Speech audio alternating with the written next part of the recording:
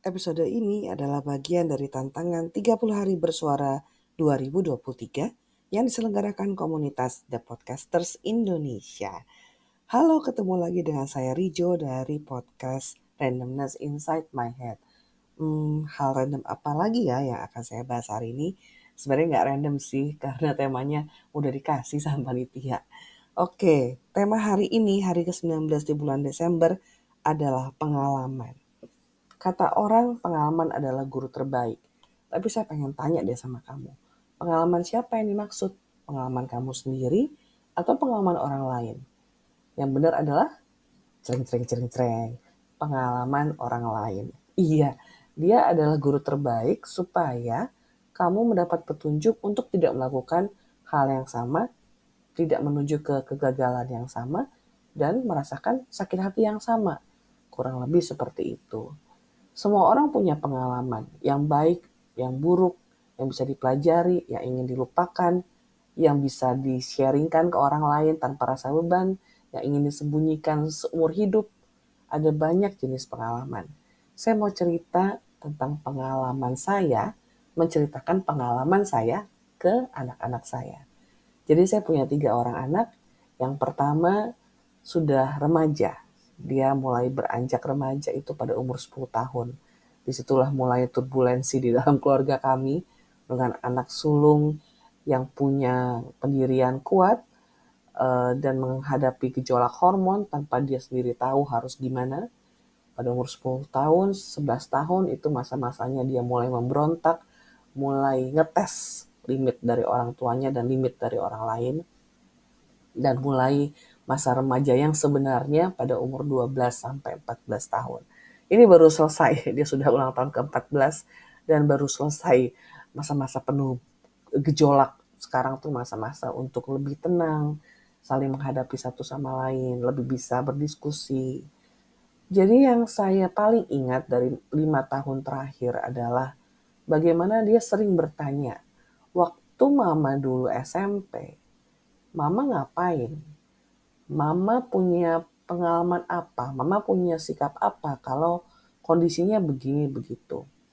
Yang paling saya ingat dari semua hal yang dia tanya seputar pengalaman hidup saya adalah bagaimana caranya untuk diterima di kelompok anak-anak populer. Jadi gini, dunia ini berubah dan tidak berubah pada waktu yang bersamaan ya. In every school pasti ada popular kids, nggak popular kids, nerd kids. Itu stereotipnya yang iya pada umumnya terjadi. Nah, anak saya ini termasuk anak yang suka memimpin. Jadi pada hari pertama di SMP, kelas 7 tuh dia udah langsung mengajukan diri jadi ketua kelas. Ini anak pindahan dari sekolah lain. Dia nggak punya teman sama sekali di sekolah baru. Dia nggak ngerti culture-nya, tapi dia langsung mengajukan diri karena dia punya kepercayaan diri untuk memimpin. Lalu seiring dengan berjalannya waktu, orang mulai mencari orang-orang yang setipe sama dirinya. Kan birds of same feather flocks together gitu kan. Jadi semua orang akan mencari orang yang kira-kira mirip dengan dia, yang bisa nyambung, yang bisa berhubungan dengan harmonis gitu. Mulailah terjadi pengelompokan dan dia juga punya kelompok sendiri. Tapi ada the fancy girls, itu istilah dia, yang dia sangat ingin tahu gitu, sangat curious banget. Saya ingin bergabung dengan mereka, tapi mereka kelompok yang sangat tertutup. Kelompok ini tuh yang hari Senin pakai pita rambut semua warna ungu, hari Rabu pita rambut semua warna pink, model-model begitu. Itu kan udah ada dari zaman kita baheula ya, dari zaman saya SMP 30 tahun yang lalu pun sama persis gitu. Jadi saya ketawa aja pas dia cerita. Saya tanya, kenapa kamu pengen diterima seperti itu? Iya, saya pengen memperluas pergaulan, kata anak saya. Saya pengen kenal lebih banyak orang. Memang karena dengan pengelompokan itu, kan cenderungnya anak-anak yang dalam satu kelas ini tidak saling ngobrol kalau nggak perlu-perlu banget, ya kan? Jadi dia bilang, saya pengen deh kerja kelompok nggak sama teman yang ini lagi, katanya. Mama dulu gimana? Saya jadi ingat pengalaman saya waktu SMA. Saya juga punya passion, bukan passion apa ya, keinginan yang sama untuk berteman dengan lebih banyak orang, mengenal lebih banyak orang. Dan tantangannya adalah selalu mereka udah punya geng masing-masing yang tidak gampang menerima orang lain. Selalu begitu kan. Saya sharing pengalaman saya ke anak saya waktu saya SMA kelas 2, gimana saya kehilangan seorang teman yang baik hanya karena saya pengen menjadi bagian dari tanda petik The Fancy Girls tahun 1998 gitu ya. Kalau di drakor mungkin The Fancy Girls 1998, bukan Reply 1998. Saya cerita, jadi dulu saya punya 2 orang teman, kami bertiga kemana-mana. Berbeda kelas tapi kami nyambung gitu. Saya, Eva dan Fani. Fani sudah meninggal dunia beberapa tahun yang lalu, Eva saya nggak tahu di mana keberadaannya.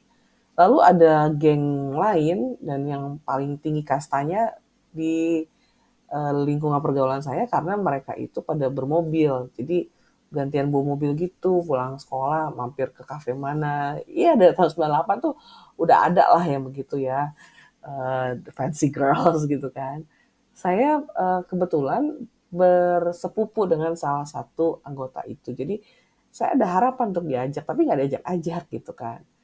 Lalu di tengah keinginan saya, hasrat terpendam saya untuk menjadi bagian dari kelompok baru, saya jadi nyuekin dan menyakiti hati kedua teman saya yang sudah ada bersama saya lama. Itu rift. Gesekan antar kami tuh sempat berlangsung berapa lama dan 2 orang ini langsung bisa menebak bahwa saya mulai sedikit menjauhi mereka karena saya pengen pindah kelompok gitu. Kata mereka waktu itu, saya orang yang bebas, tapi jangan sampai karena hasratmu itu tidak terpenuhi, kamu membalaskannya pada kami. Kalau istilah suami saya dan saya, we're not emotional punching bag. Kita tuh bukan sasak tinju dari emosi siapapun yang tidak bisa tersalurkan dengan tepat ke orang yang tepat pada saat yang tepat, sehingga dilampiaskan gitu aja. Bukan, kita nggak punya hak untuk menjadikan orang lain seperti itu dan kita harus menolak kalau kita dijadikan seperti itu. Jadi saya sempat membuat Eva dan Fani my emotional punching bag waktu saya lagi-lagi nggak diajak, lagi-lagi walaupun saya udah baik-baikin tapi nggak dianggap gitu. Nah itu saya ingat banget, jadi saya bagikan ke anak saya. Saya bilang, hidup ini dinamis. Teman hari ini belum tentu teman besok. Saat ini kamu mungkin yang, aduh ini teman saya selama-lamanya, selama-lama apa, begitu lulus juga bakal lupa, beneran. Jadi, dan papanya juga udah bilang kalau nggak, apa ya, biasa aja gitu, nggak usah terlalu clingy. Tapi kamu harus selalu syukuri dengan apa yang kamu punya sekarang. Kamu bener pengen mengenal orang baru, bergaul dengan teman baru. Tapi dengan kamu yang ada sekarang, teman-teman yang ada di lingkungan pergaulan sekarang, hargain. Keberadaannya setiap hari itu hargain gitu. Nah, dia menerima pengalaman saya untuk dijadikan patokan dan secara mengejutkan lewat sebuah kerja kelompok dari tugas sekolah dia malah masuk ke kelompok itu tapi yang bukan core-nya gitulah ya, nggak sampai yang gantungan kunci samaan gitu kan. Kalau saya waktu SMP satu geng tuh semua pakai tas Alpin yang apa namanya bukan apa color coordinated tuh sama persis semuanya itu tuh tahun kelas 2 kelas 3 SMP seingat saya. Itu dan dia mulai diterima, mulai kenal orang baru dan dia tenang gitu, tenang dengan pertemanan yang sekarang dan excited dengan pertemanan yang baru. Dia fair ke semuanya. Fair ke dirinya sendiri juga bahwa dia nggak bisa punya ekspektasi dan tidak bisa marah kalau ekspektasi itu tidak dipenuhi oleh orang lain karena ya, siapa yang punya kendali atas semuanya dalam hidup ini kan nggak ada itu ya. Itulah pengalaman yang sering saya bagikan seputar growing up, seputar cinta-cintaan juga ya kan karena udah mulai ditembak nih anak saya gimana menghadapinya, gimana menghadapi orang-orang yang cie-ciein, gimana biar tetap fokus, gimana biar tidak mempermalukan diri. Saya senang sharing kayak gitu. Itu sih. Kalau pengalaman adalah guru terbaik bagi saya, yang saya paling ingat kayaknya sampai saat ini adalah bagaimana saya bisa memutuskan untuk menikah dengan seseorang karena pengalaman saya dalam percintaan sebelumnya. Jadi lagu Terima Kasih Untuk Para Mantan itu bener loh. Dengan para mantan itu kita jadi tahu kita orang seperti apa dan kita mencari orang seperti apa. Kalau kita nggak pernah berelasi secara romantis dengan orang lain sebelum menikah, ya syukur-syukur bagusnya orang yang pertama adalah orang terakhir ya. Kita tuh nggak punya apa ya, ansih gitu, nggak punya wawasan. Dunia ini seperti apa, orang-orangnya tuh seperti apa, betapa banyak orang yang berbeda dari saya dan betapa saya nggak bisa punya ekspektasi apapun sama orang lain, nggak bisa. Harus turunkan itu ekspektasi supaya kita nggak gampang kecewa, kalah dan patah gitu kan. Itu sih dari pengalaman-pengalaman sebelumnya dengan hubungan-hubungan sebelumnya, saya jadi tahu pacar pertama saya nih ya, dia tuh jealousan banget. Dia nggak ngebolehin saya ngomong sama cowok lain. Nah masalahnya, saya sekolah di sekolah teknik yang isinya 70% cowok. Jadi what do you expect gitu loh. Kemanapun saya pergi, saya akan bertemu dengan cowok. Dan karena saya cukup supel, saya bergaul dengan banyak orang. Jadi saya kemanapun pasti disapa dan menyapa orang. Dan dia sangat marah dengan itu. Setelah 2 hari hubungan kami bubar. Karena ya saya nggak kebayang masa depan, bukan pernikahan ya, tapi hari-hari ke depan dengan berelasi dengan orang seperti ini yang membatasi saya sangat-sangat hanya karena dia cemburu gitu. Jadi saya tahu, oh oke, untuk nextnya saya akan mencari orang yang sama-sama fair, oh, bukan fair ya, tapi eh, santai aja gitu kalau berelasi dengan lawan jenis. Nggak ada niat apa-apa, kita tuh punya positive thinking juga sama orang lain. Dan saya kebetulan dapat suami yang berelasi baik juga dengan lawan jenis dan saya berteman akrab dengan para wanita yang berelasi dengan dia di tempat kerja, di gereja gitu. Jadi seperti itu yang saya lihat, saya cari kemudian bahwa saya ingin pasangan saya nanti juga bisa menerima siapapun laki-laki yang ada di dalam hidup saya, dalam posisi teman, posisi rekan kerja dan lain-lain tanpa prasangka, tanpa apa. Karena ya dia tahu saya committed sama dia, dia committed sama saya, percaya gitu. Rasa percaya itu perlu banget. Terus yang kedua, jadi menghitung relasi ya. Oh, itu adalah bagaimana saya melihat salah seorang mantan pacar saya itu tidak baik sama keluarga saya. Itu bisa ya, dia bersama orang tuanya, ini di ruangan menjelang wisuda, jadi kan ada pertemuan dari jurusan, dan waktu itu kami sudah jalan beberapa bulan, dan saya datang bersama orang tua saya. Nah kebetulan saya dipanggil oleh salah seorang dosen, terus mama saya duduk di belakang cowok ini, dan dia bisa benar-benar cuek, benar-benar nggak nggak anggap ada, padahal waktu itu dia udah berapa kali main ke rumah. Dan selama main ke rumah pun orang tua saya udah feeling nggak enak kan. Jadi mereka nggak pernah nggak bilang nggak nerima, tapi pokoknya tiap kali dia datang, mereka nggak mau berlama-lama gitu nyapa, ngobrol apa. Padahal teman-teman saya yang lain, yang cowok, yang cewek, kalau datang ke rumah pasti diajak ngobrol. Udah makan belum? Apalah hal-hal seperti itu. Sama sekali nggak. Begitu datang, disalam, terus langsung mereka masuk ke dalam gitu. Saya di ruang tamu di depan.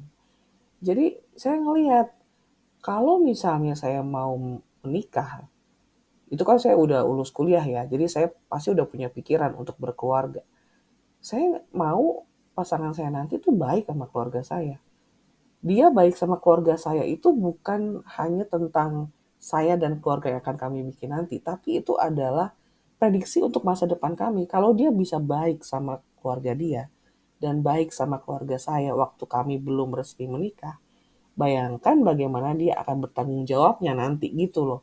Karena kan cara terbaik untuk memprediksi masa depan sebenarnya adalah dengan melihat histori dari masa lalu gitu.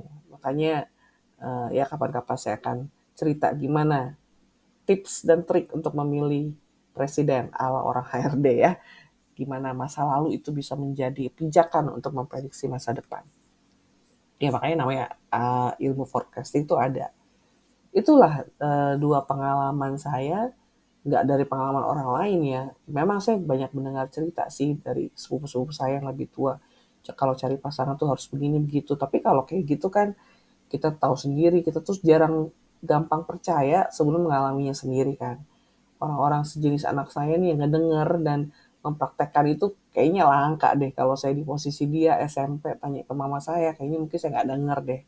Cuman waktu itu memang dalam konteks tahun 90-an orang tua dan anak jarang yang deket ya, jarang yang benar-benar terlibat gitu dengan kehidupan sekolah, pekerjaan. Kalau di keluarga kami benar-benar share semua.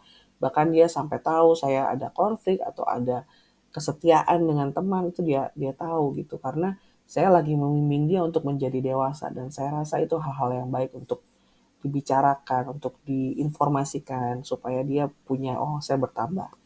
Nah, gimana caranya menambah pengalaman? Bergaul lah. Cuma itu deh, bergaul aja. Karena banyak orang yang ngerasa punya pengalaman padahal dia di situ-situ aja. Pergi, traveling, rantau. Kayak itu aja deh. Itu kuncinya. Kalau misalnya kamu nggak suka ketemu orang, tapi kalau kamu terpaksa merantau karena sekolah, ya mau nggak mau harus berrelasi kan. Nggak mungkin merantau terus sehari-hari cuman kampus, kos, terus nggak ketemu siapa-siapa, nggak mau ngobrol sama siapa-siapa, rindu kampung halaman. Aduh menderita banget. Buka diri, punya prasangka baik, kosongkan semua pengetahuan tentang manusia sebelumnya dan optimis gitu menghadapi lembaran hubungan yang di depan. Itu sih.